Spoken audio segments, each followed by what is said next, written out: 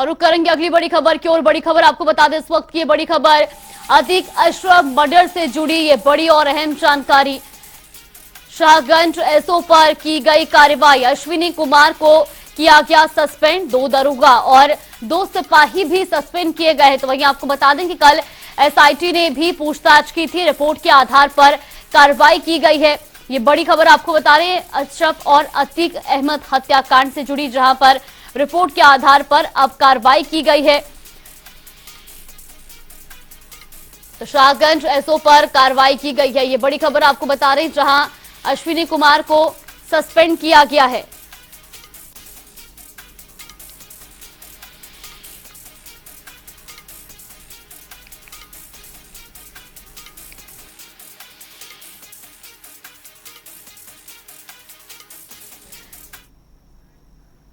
और रुक करेंगे अगली बड़ी खबर की ओर। बड़ी और अहम खबर आपको बता दें इस वक्त की ये बड़ी खबर, तो अतीक अशरफ हत्याकांड से जुड़ी ये बड़ी खबर आपको बता रहे हैं, जहां तीनों शूटर्स की सीजेएम कोर्ट में पेशी हुई है। तो वहीं शूटर्स की कस्टडी रिमांड को मंजूरी मिल चुकी है। कोर्ट ने 4 दिन कस्टडी रिमांड में भेजा है। ये बड़ी और अहम खबर आपको बता रही, जहां पुलिस ने कोर्ट से कस्टडी रिमांड मांगी थी, तो वहीं अब 4 दिन के लिए कस्टडी रिमांड दे दी गई है।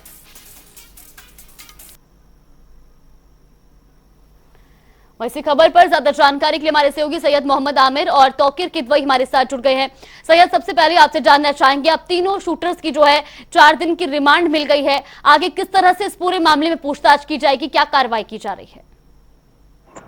जी बता दें, जैसे कि अतीक अशरफ के हत्या मामले में तीनों शूटरों को पुलिस की रिमांड मिल गई है। 7 दिन की रिमांड की मांग की गई थी, जिसमें 4 दिन की रिमांड की गई है। 23 तारीख की शाम 4-5 बजे से पहले इनको कोर्ट में पेश करना होगा पुलिस को। आज पुलिस ने कॉलविन हॉस्पिटल के बाहर भी सुरक्षा के इंतजाम बढ़ा दिए, फोर्स लगाई है। सीन रिक्रिएशन कर सकते हैं, सीन रिक्रिएट कर सकती है पुलिस, और आज पूरी तरह से इस पर पुलिस क्रिएट करेगी सीन और आरोपियों को साथ लेकर जाएगी, जिस पहले की कॉलविन हॉस्पिटल के बाहर सुरक्षा बढ़ाई गई है। ये सारे इंतजाम करते हुए जहां शाहगंज एसओ पर भी गाज गिरी है, उनके 2 एसआई और 2 सिपाही को भी सस्पेंड किया गया, क्योंकि महज 100 मीटर की दूरी पर ही कॉलविन हॉस्पिटल शाहगंज थाना था।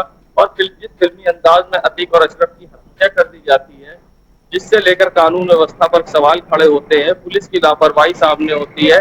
और अब इसमें जांच में ये भी बात सामने आएगी कि जो धूमनगंज एसओ थे, जिनके नेतृत्व में राजेश मौर्य के इनको लाया गया था, अभी तक उन पर किसी तरह की कार्रवाई नहीं हुई है। ये अपने आप में एक बड़ा सवाल खड़ा हो रहा है। और राजेश मौर्य को लेकर एसआईसी कॉलविन ने भी, नाहिदा ने भी जो अखबारों में अपने बयान दिए थे कि कोर्ट में लाने से, पुलिस को लाने से, पुलिस अतीक और अशरफ को लाने से पहले इन्फॉर्म नहीं किया था अस्पताल को। अगर ऐसी कोई बात थी और कोई ऐसा हाई सिक्योरिटी का मामला होता है, तो हम जेल में भेज के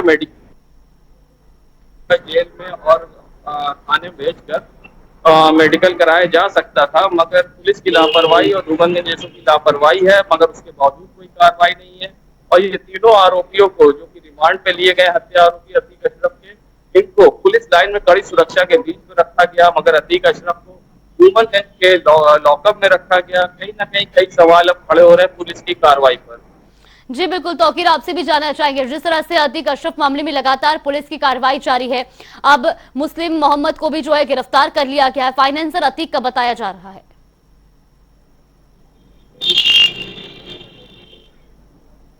2004 से लखनऊ में एक्टिव है मोहम्मद मुस्लिम, और कई जगह पे नए हाउस सोसाइटीज़ बनाई हैं, कहीं पे अपार्टमेंट बनाए हैं। माना जा रहा था कि इसमें अतीक कहीं पैसा लगता था, क्योंकि जिस तरह से चैटिंग सामने आई है और उसमें पैसे के लेन देन की बात आई है। असद ने भी मोहम्मद मुस्लिम से अपने 80 लाख रुपए वापस मांगे हैं।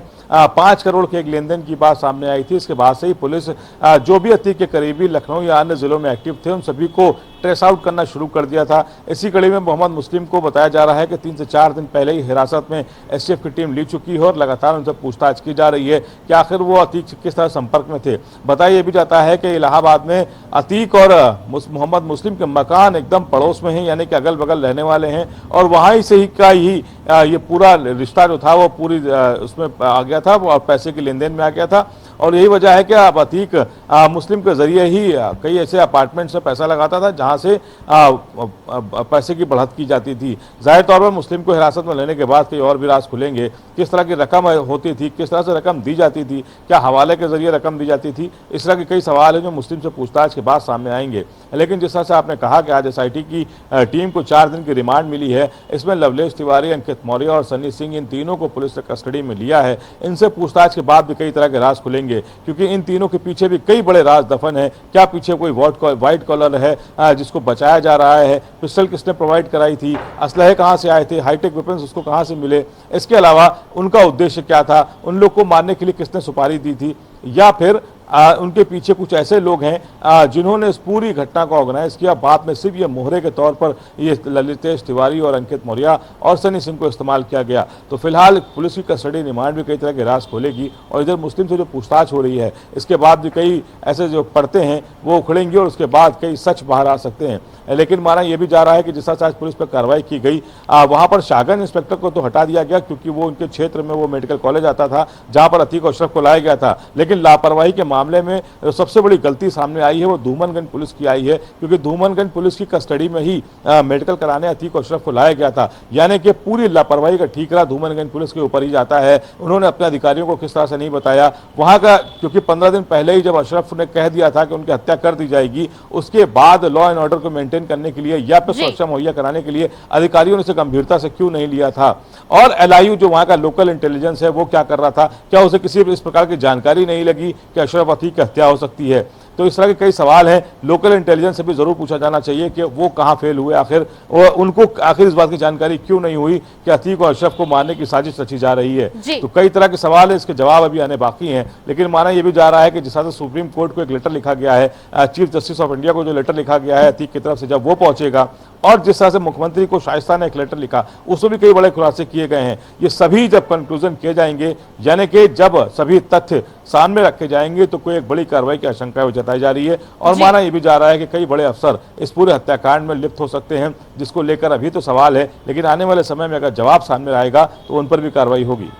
जी बिल्कुल सैयद, आपसे भी जानना चाहेंगे, जिस तरह से अतीक के करीबियों पर लगातार पुलिस का जो शिकंजा है वो बरकरार है, लगातार अतीक के करीबियों को पकड़ा जा रहा है, क्या कुछ इसमें आगे कार्रवाई की जा रही है? क्योंकि जिस तरह से तीनों जो शूटर्स थे जिन्होंने अतीक और अशरफ की हत्या को अंजाम दिया, क्या उन पर भी जान का खतरा हो सकता है?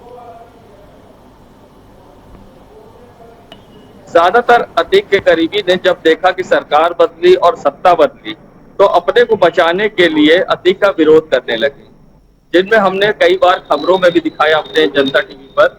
मगर वो शूटर अपने आप को सरकारी गवाह बताते हैं, तो कभी मीडिया में बयान देते हैं अतीक के खिलाफ, जिससे कि वो बचे रहें, और कई आरोप लगाते हैं। जब मजा देने का और फायदा उठाने का टाइम था तो सब साथ में थे, जब बुराई का टाइम आया तो लोगों ने आरोप लगाते हुए अपने आप को बचाने की कोशिश की। कई शूटर्स अतीक के अभी फरार हैं, जैसे असाद कालिया की गिरफ्तारी आज हुई है, और भी कितने ऐसे शूटर्स हैं अतीक के जो अभी फरार हैं, जो अतीक का तोता कहलाता जुल्फिकार, पिछले दिनों आगरा जेल में बंद था, अभी वो कहाँ है ये स्पष्ट नहीं है। ऐसे में कई सवाल खड़े होते हैं, अतीक के शूटरों को खतरा है या अतीक के शूटर खुद मिल गए हैं विपक्ष से, अतीक के हथियारों से, ये अभी बात स्पष्ट नहीं है। क्योंकि अतीक के जो भी शूटर्स हैं जो अतीक का विरोध कर रहे हैं, कहीं ना कहीं कभी तो उनके साथ थे। अगर पुलिस उनको भी हिरासत में लेके अगर पूछताछ करती है तो अतीक की जो जिस जहां जहां संबंध है, यानी चाहे वो पाकिस्तान हो या अवैध पंजाब का देखा जाए, कई संबंध जो अतीक के सामने आए हैं वो कहीं ना कहीं खुलासा हो सकता है। मगर कहीं ना कहीं जांच में उनको कहीं रियायत दी जा रही है, ये अपने आप में एक सवाल है। मगर जो मुस्लिम है, मुस्लिम को भी अतीक अहमद ने खड़ा किया। बिल्डिंग अकामा बिल्डर्स के नाम से इनका चलता है प्रॉपर्टी का काम। प्रयागराज में छोटा सा मुस्लिम का बिजनेस हुआ करता था कभी, फिर पूरी तरह से अतीक का हाथ मिलने के बाद अकामा बिल्डर्स एक बड़ी कंस्ट्रक्शन कंपनी से खड़ी हो जाती है।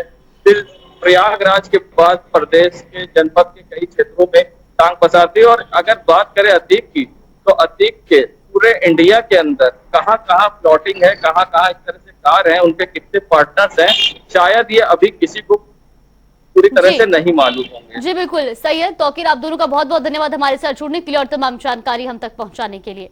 तो लगातार ये बड़ी खबर आपको बता रहे, जो अतीक के फाइनेंसर मोहम्मद मुस्लिम को पुलिस ने गिरफ्तार कर लिया।